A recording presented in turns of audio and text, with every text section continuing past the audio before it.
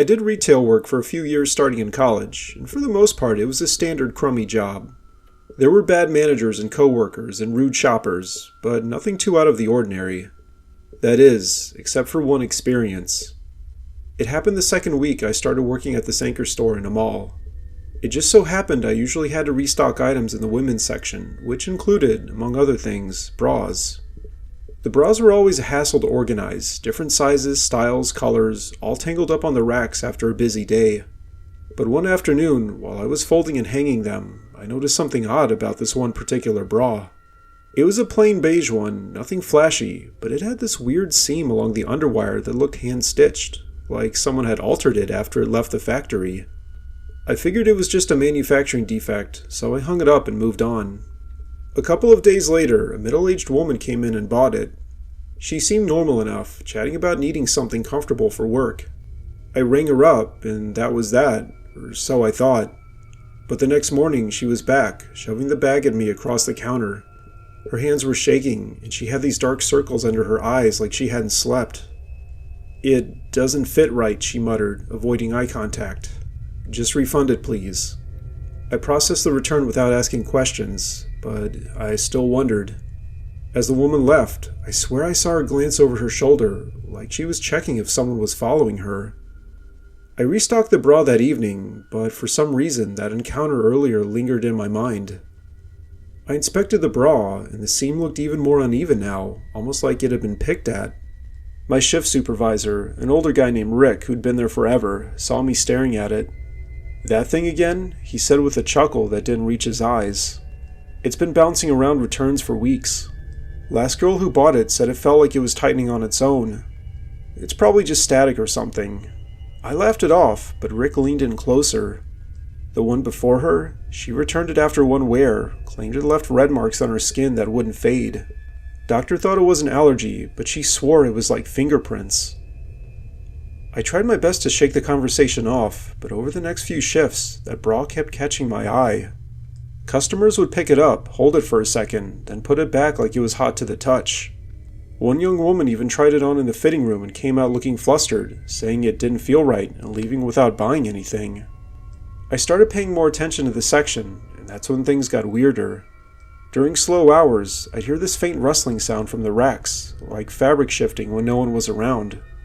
I'd check, and there it'd be, that same bra slightly askew, as if someone had just handled it. One night, I volunteered for closing shift to get some overtime. The mall was emptying out, lights flickering off in the other stores. I was alone in the department, restocking the last few items, when I heard it, a soft, muffled scratching noise coming from the bra display. I froze, thinking it was a mouse or something in the walls. But as I got closer, it sounded more deliberate, like nail scraping against wire. I reached out and grabbed the beige bra, and that's when I felt it, a slight vibration under my fingers, like something inside was moving.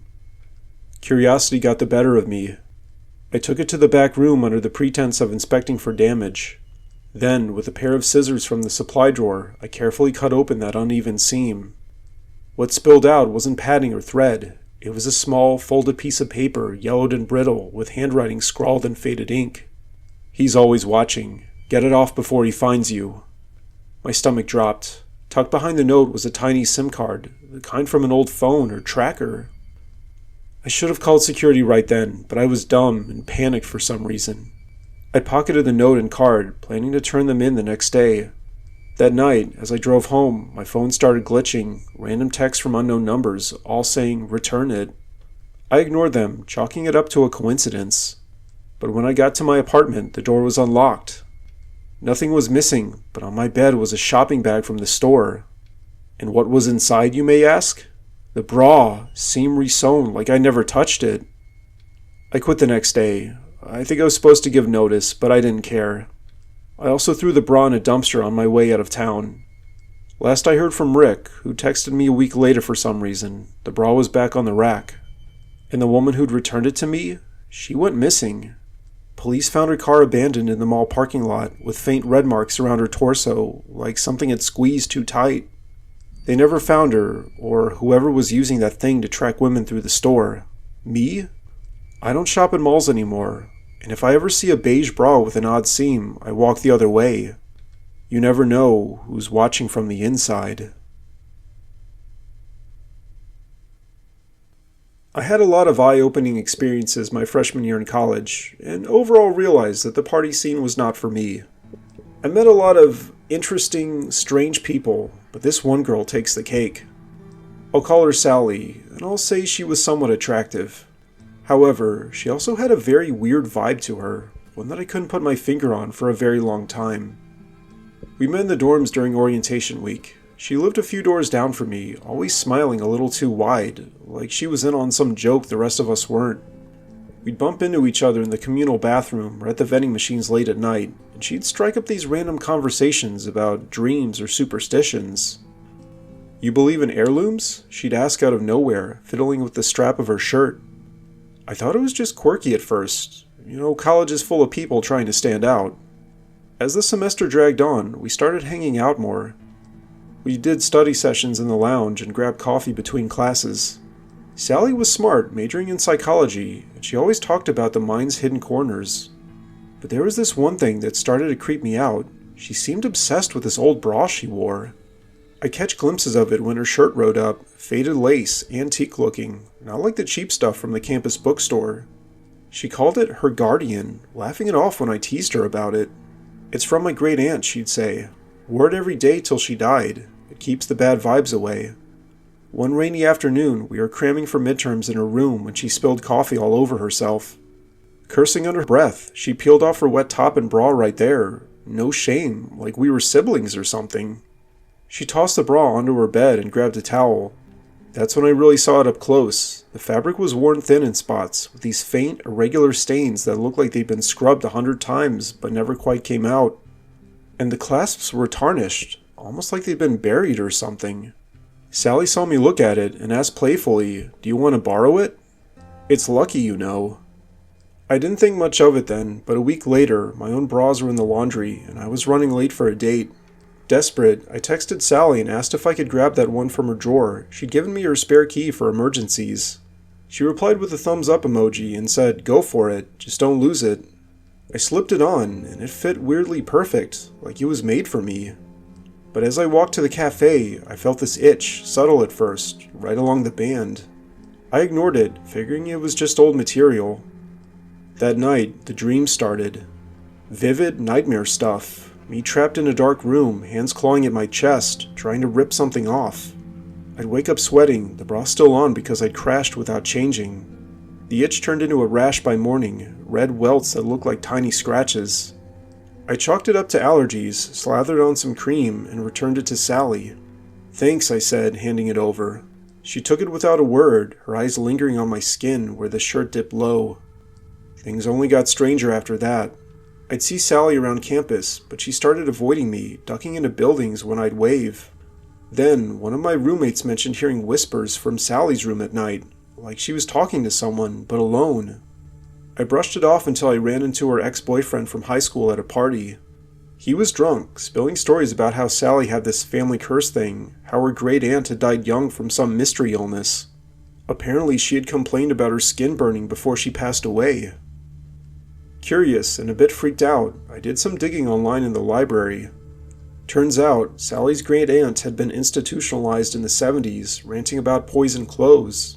The family dismissed it as dementia, but there were old news clippings about similar cases, women in their own town breaking out in hives and hallucinations, all linked to vintage undergarments. Apparently there was a theory that they were laced with arsenic from old dyes or something. Back then, some fabrics were treated with toxic chemicals that leached over time, especially if not washed right. But Sally's bra? It looked exactly like the ones described. I confronted her in the dorm hallway a few days later. "What's in that bra, Sally? It's making people sick." When I said that, her face went pale, then twisted into that too wide smile. "It's not the bra," she whispered, stepping closer. "It's me. I treat it. It keeps the voices quiet. A little powder here, a soak there. Great Aunt taught me the recipe before she went." Sally admitted all this so casually, like confessing to cheating on a test. She'd been experimenting with homemade toxins, low doses to test loyalties on friends, so you stuck around despite the discomfort. The dreams? They were psychosomatic, she said, from the guilt of borrowing what wasn't yours. I backed away and reported her anonymously to campus security that night.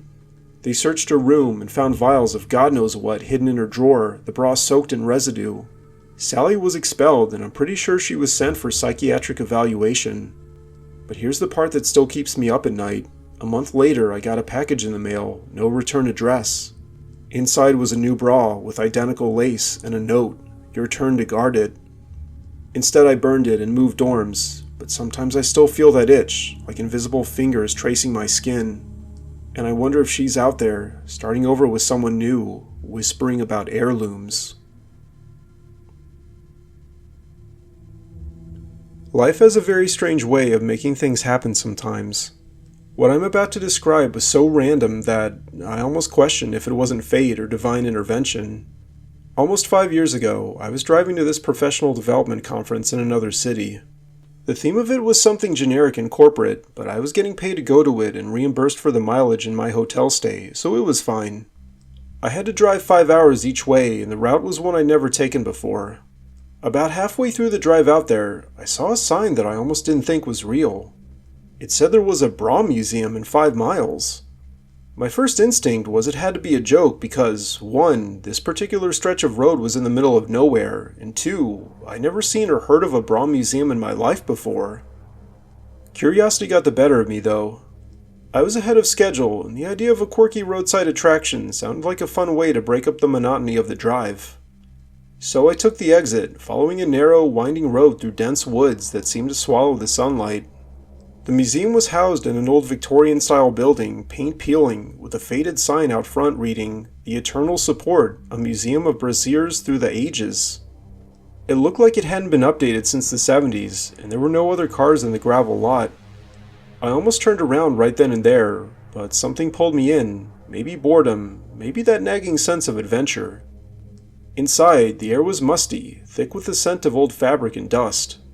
Dim lights cast long shadows over glass cases filled with bras from different eras. Lacy Victorian contraptions, bullet bras from the 50s, and even some modern sports ones. The plaques underneath each one told rather eerie stories, including bras worn by women during historical tragedies, like one supposedly from a Titanic survivor stained with salt water. Another was from a factory worker in the Triangle Shirtwaist Fire, charred at the edges. The curator, an elderly woman with wire-rimmed glasses and a raspy voice, greeted me with a knowing smile. "Most folks drive right by," she said, "but those who stop, well, they find what they're looking for." I don't know why, but her words really creeped me out. After a moment, I tried shrugging it off as small-town theatrics and kept walking around. However, as I wandered the exhibits, I felt increasingly uneasy. The place was silent except for the creak of floorboards under my feet, and I swore I heard faint whispers, like fabric rustling or muffled voices from the displays. In the back room, labeled Extremes of Engineering, was the centerpiece. The largest bra in the museum, a massive thing with cups the size of basketballs, allegedly custom-made for a sideshow performer in the 1920s. It was perched on a pedestal under a spotlight, with a sign warning, "Do not touch, fragile artifact." Of course, that's when disaster struck. I leaned in too close to read the fine print, and my elbow bumped the pedestal. The bra toppled off, landing on the floor with a soft thud that echoed like a gunshot in the quiet space. My heart raced. I envisioned alarms blaring, cops showing up, and me explaining to my boss why I got arrested at a bra museum. Panic set in as I heard footsteps approaching fast. The curator appeared first, her face twisted in horror, followed by a burly security guard who looked like he moonlighted as a bouncer. "What the hell did you do?" the guard growled, advancing on me. I stammered apologies, backing away, my mind flashing to worst-case scenarios. Fines, bans, maybe even some weird curse from disturbing the artifact. But then, from the shadows of a nearby exhibit, a woman stepped forward. She was stunning, long dark hair, confident stride, and yes, she had a figure that turned heads, with curves that made the moment even more surreal. "Wait," she said calmly, her voice smooth and authoritative. "That's mine. I must have left it here by mistake." The guard and curator exchanged skeptical glances, but she picked up the bra without hesitation and held it up to her chest over her shirt, and it fit perfectly. The cups aligned just right, with no awkward gaping or stretching. See, I was trying it on earlier. I thought it was a replica for sale in the gift shop. She flashed a disarming smile, and somehow they bought it. The curator muttered something about tourists, and the guard backed off, grumbling as they returned to the front desk. I stood there for a moment, dumbfounded, as she turned to me with a wink. "You look like you needed saving," she whispered. Her name was Elena, a freelance historian specializing in women's fashion artifacts. She'd been researching at the museum for a book and had noticed me wandering in. We started talking, first about the exhibits, then about our lives. The initial awkwardness melted away. She had this magnetic energy that made the creepy atmosphere fade. We grabbed coffee at a diner down the road after I checked into my hotel, and what started as a thank you turned into hours of conversation. From there, it snowballed. We kept in touch after the conference, visits turned into dates, and within a year we were inseparable. Elena's passion for history matched my own quirky interests, and we laughed about that fateful museum mishap as our origin story. 2 years later, we got married in a small ceremony, with a nod to our meeting, a custom bra-shaped cake that had everyone chuckling. Now, 5 years on, we're happily settled with a home full of odd collectibles, including a replica of that infamous bra on our mantle as a reminder. Life's strange twists aren't always scary. Sometimes they're just the push you need towards something wonderful. But I still drive a different route to conferences, just in case.